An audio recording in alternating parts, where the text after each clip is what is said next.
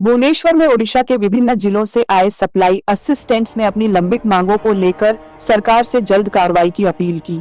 उनका कहना है कि सार्वजनिक वितरण प्रणाली को मजबूत बनाने और सरकारी योजनाओं का लाभ जरूरतमंदों तक पहुंचाने के लिए वे वर्षों से लगातार कार्य कर रहे हैं, लेकिन अब तक उन्हें नियमित नियुक्ति, नौकरी की सुरक्षा और सामाजिक सुरक्षा जैसी मूलभूत सुविधाएं नहीं मिल सकी है। कर्मचारियों ने मांग की कि सभी संविदा सप्लाई असिस्टेंट्स को नियमित किया जाए। प्रत्येक माह जिला CCSO कार्यालय से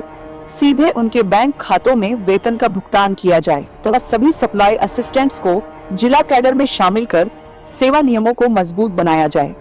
कर्मचारियों ने राज्य सरकार से उनकी मांगों पर सहानुभूतिपूर्वक विचार कर शीघ्र निर्णय लेने की अपील की। भुवनेश्वर से सिटी रिपोर्टर लिपिका राउत की report, SB news TV 24 times 7। Sir आपण परिचय कोंतु एवं आपण जो जोगाण एत्ती कर्मचारी माने आसी पहुंचन कोन आंदोलन कोन मुख्य उद्देश्य थी कोन आंदोलन कोआडी गति गति कोन कहबे देखो आमे हलु हमर ओडिशा राज्य रो जोगाण सहायक काम हला पीडीएस वितरण कार्य करिया आ वितरण सहित ये जो स्वच्छता हे गला सब आमे EQIC भी 100% कलु ता बाहर हमको वितरण व्यतीत अन्य सब काम दउचंती सरकार। इलेक्शन काम इमरजेंसी रे आमे कोविड काम करिजु, कोविड काम रे हमको कोविड योद्धा भाव रे डिक्लेयर मध्ये कले ता बाहर सरकार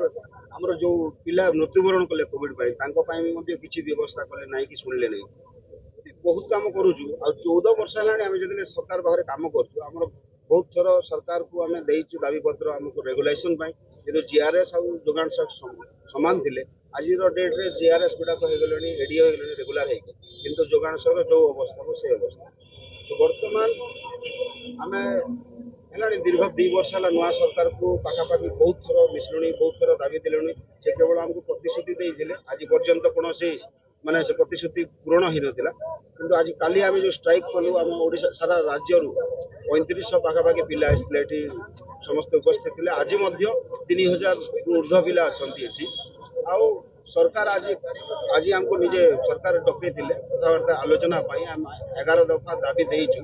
निजे मंत्री माननीय विभागीय मंत्री प्रतिश्रुति देइछन जे इतर इमीडिएट रथ यात्रा परे परे तमन 5 ରୁ 6टा दाबी निश्चित भाव माने ये हम संपूर्ण हम कार्यकारी हम बोल आ वर्तमान आम डिपार्टमेंट जाऊँ डिपार्टमेंट सहित प्रशासन सहित भी आलोचना करने आउटा आम आलोचना कर सारा पर आम संघ सहित आम कथबार्ता हाँ संघ समस्त जिला सभापति ब्लॉक सभापति ता सहित आम जो कमन जोगाण सहायक भाई भाई अच्छा समस्त जहाँ निष्पत्ति ने सर्वसम्मति क्रमे आम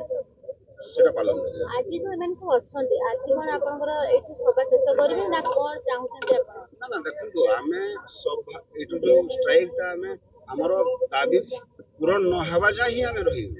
आमे कोनोसी प्रतिश्रुति रे हटिबो नै जो सरकार आपन प्रतिश्रुति देइछन कि कागज देइछन कि कागज देइनांती से कहिसंती आमे एबे डिपार्टमेंट को जाई कि कथा हबो कथा हला परे तांकर से कहू दिले आमे कोडी हम आलोचना सरला परे तांको जणाइबु आ जदि सब निष्पत्ति ठीक हबो बोले से निश्चित भाव रे जहाँ को ऑफिशियल हो जहाँ को पठे की ठीक से